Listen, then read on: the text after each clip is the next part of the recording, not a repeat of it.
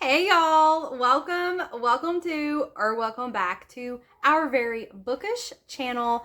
My name's Amanda and my friend Jen and I run this channel together because we both love to read books and put out bookish content for you guys. If that's something you're interested in, please click the subscribe button below.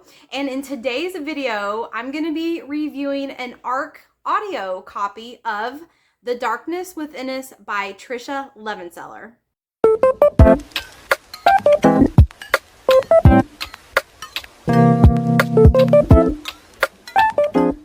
So this is the second installment of the Shadows Between Us series by Tricia Levenseller.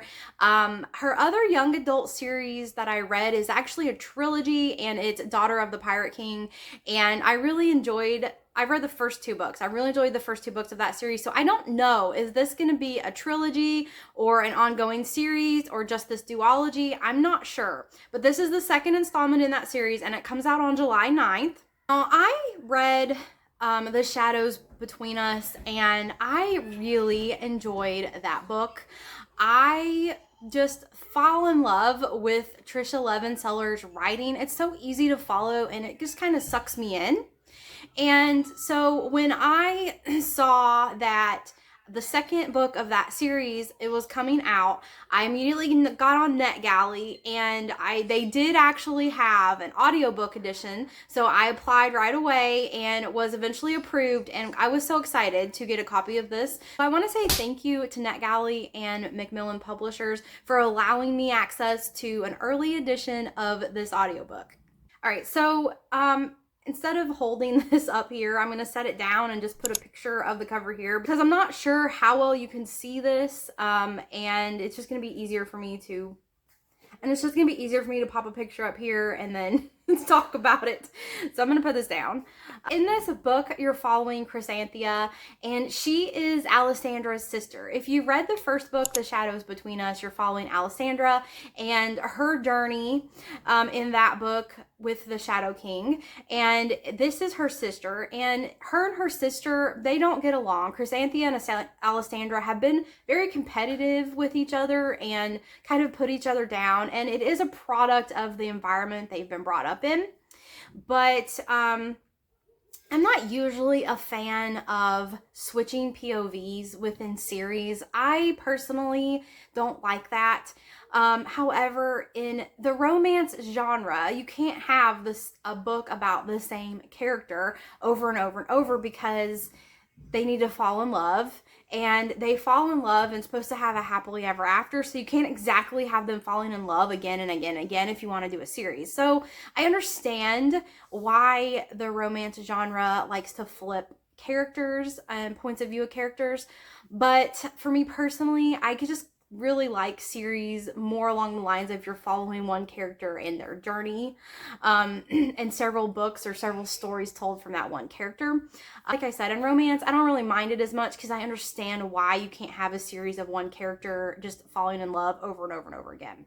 So Chrysanthia has worked very hard and fought very hard to get what she wants and what she desires. And in the beginning of this book, she finally achieves what she wants and gets what she thinks she deserves, even though the means to the end are not great. Okay, you have to understand, in these books, both Chrysanthia and Alessandra are very morally gray characters. They are probably even a little darker. They just don't always have good intentions for what they do, and that's kind of one of the fun things about this book is you get to see their character growth, and that's one thing that I really like about stories that I read is the character growth, how you see them evolve from this darker, grayer, not so nice character with like bad intentions, and then they grow throughout the book and turn into a more nicer character that has, better intentions. Like their heart opens a little bit, and I just really enjoy following journeys of characters that do that.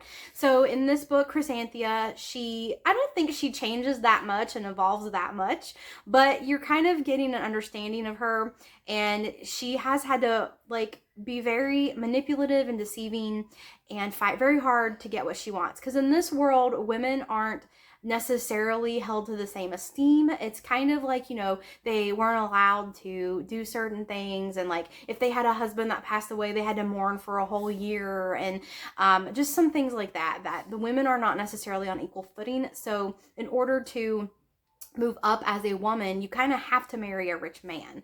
So that's the setting that this world is in, and Chrysanthia has done that, and she finally gets everything she wants. She just wants her freedom. She just wants to live in luxury and do what she wants for the rest of her life. She just wants to make her own rules and see who she wants to see and talk to who she wants to talk to. She loves to read books, so that's always fun as a book lover. And when you get a character that also loves to read and talk about books, that's always fun. And just when she starts rearranging her house the way she wants it, Eric's comes into the picture, and he threatens everything that she's worked very hard for. So you're following the journey of Chrysanthia and Eric's, and how they fight for what they both want, which is the same thing. And they're kind of, it's kind of enemies to lovers. I wouldn't say straight enemies, you know, but definitely opponents to lovers, story between them. And it's just so fun following these characters and learning about them. Of course, there's magic in these books, and you learn a little bit about shadows, of course. And really, my favorite character of the books was Eric's. I just, like, it was almost infuriating how patient he had to be with Chrysanthia, because she's just one of those characters that just keeps up walls and keeps pushing away, no matter what. No matter if she even doesn't feel the terrible things that she does, even if she doesn't feel some of them, she just keeps doing it. And it was just really nice to see these characters develop and watch Chrysanthia on her journey to finding happiness. So that is what this book's about, and I highly recommend it. I think these books are so fun. Tricia Levenseller writes such fun YA romantasy books that are still appropriate for YA, but they keep your interest. And there's some parts that I felt like I couldn't stop listening to this audiobook because I wanted to just keep getting more of the story. And then there were some parts, of course, where I felt like, okay, I need a break. I personally liked The Shadows Between Us a little bit more than this novel, The Darkness Within Us, just because I really liked Alessandra's character, and I really enjoyed her character a little bit more than Chrysanthia's. And I think that's like one of the problems, like one reason why I don't like switching character point of views in series, because I always find there's characters that I like so much more than the other ones and that I'm more interested in. So that might be me thing, because the book really was fantastic. And especially if you read The Shadows Between Us, I highly recommend you continue the series on July 9th with The Darkness Within Us.